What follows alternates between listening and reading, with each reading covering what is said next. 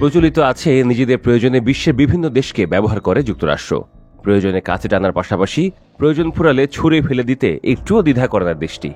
একসময় যুক্তরাষ্ট্র সন্ত্রাসী বলে আখ্যা দিয়েছে, অথচ পরে হোয়াইট হাউসে তাদের আমন্ত্রণ জানানো হয়েছে, এমন ঘটনাও নতুন কিছু নয়। সে ধারাবাহিকতায় এখন তালিকায় যোগ হচ্ছেন সিরিয়ার প্রেসিডেন্ট আহমেদ আল শারাহ। শুধু তাই নয়, সোমবার তিনি হোয়াইট হাউসে গিয়ে যুক্তরাষ্ট্র নেতৃত্বাধীন আইএস বিরোধী জোটে আনুষ্ঠানিকভাবে যোগ দেবেন। শারার এই সফর এমন এক সময় এলো যখন তার সরকার দক্ষিণ সিরিয়ার একটি বিশাল অঞ্চলে ইসরায়েলি দখলদারিত্ব, উত্তরে কুর্দি যোদ্ধাদের সঙ্গে ঝুলে থাকা সমস্যা এবং নিষেধাজ্ঞার কারণে বাইরের বিনিয়োগ টানতে না পারায় বিপর্যস্ত অর্থনীতির সম্মুখীন। শারার এই সফরে এই সমস্যাগুলো কোনোটিরই সম্পূর্ণ সমাধান হবে না বলে মনে করা হচ্ছে।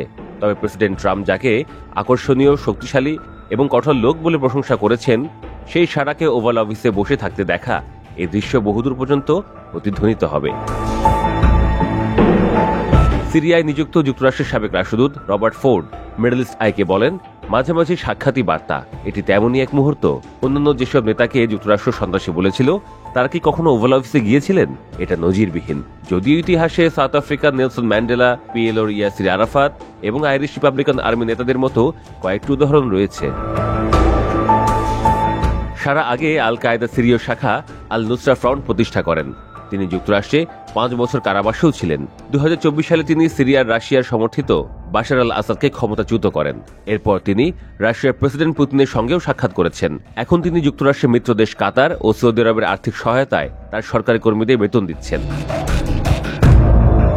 যুক্তরাষ্ট্র সফরের আগে ট্রাম্প প্রশাসন সিরিয়ার শাসক শারার ওপর থেকে সব নিষেধাজ্ঞা তুলে নিয়েছে।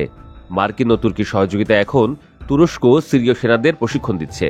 এছাড়া রুশ সমর্থিত আসাদ সরকারের পতনের পর ইসরায়েল সিরিয়ার দক্ষিণে কিছু এলাকা দখল করেছে। সম্প্রতি দামেস্ক পর্যন্ত বিমান হামলা চালিয়েছে। ইসরায়েল এখন রুশ সম্প্রদায়কে অস্ত্র সহায়তা দিচ্ছে এবং মাউন্ট হারমোনে ঘাঁটি গেড়েছে। যুক্তরাষ্ট্র নাকি এক নতুন নিরাপত্তা চুক্তি চেষ্টা করছে, যাতে সিরিয়া, ইসরায়েল ও যুক্তরাষ্ট্র যৌথ টহল দিতে পারে। আইএস দমনে 2014 সাল থেকে সিরিয়ার উত্তর পূর্বে কুর্দি নেতৃত্বাধীন বাহিনীকে ব্যবহার করেছিল যুক্তরাষ্ট্র। কিন্তু এখন যুক্তরাষ্ট্র যদি শারার সরকারকে ঘনিষ্ঠভাবে সহযোগিতা করে, তাহলে কুর্দি নেতৃত্বাধীন বাহিনীর প্রয়োজন কমে যাবে বলে মনে করা হচ্ছে। গত মে মাসে সিরিয়ার উপর থেকে সব নিষেধাজ্ঞা তুলে নিয়েছেন মার্কিন প্রেসিডেন্ট ট্রাম্প। কিন্তু সিরিয়ার বিরুদ্ধে সিজার স্যাংশন নামের কঠোর আইনটি এখনও কংগ্রেসে বহাল আছে। ইসরায়েলের প্রভাবশালী রাজনীতিকরা তা তুলে নেওয়ার বিরোধিতা করছেন। ট্রাম্প প্রশাসন চায় আইনটি বাতিল হোক, যাতে সিরিয়ায় আবার বিদেশি বিনিয়োগ শুরু হয়।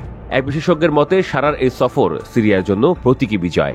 দীর্ঘদিন পর দেশটি আন্তর্জাতিক বিচ্ছিন্নতা থেকে বেরিয়ে আসছে বলেও মনে করেন তারা।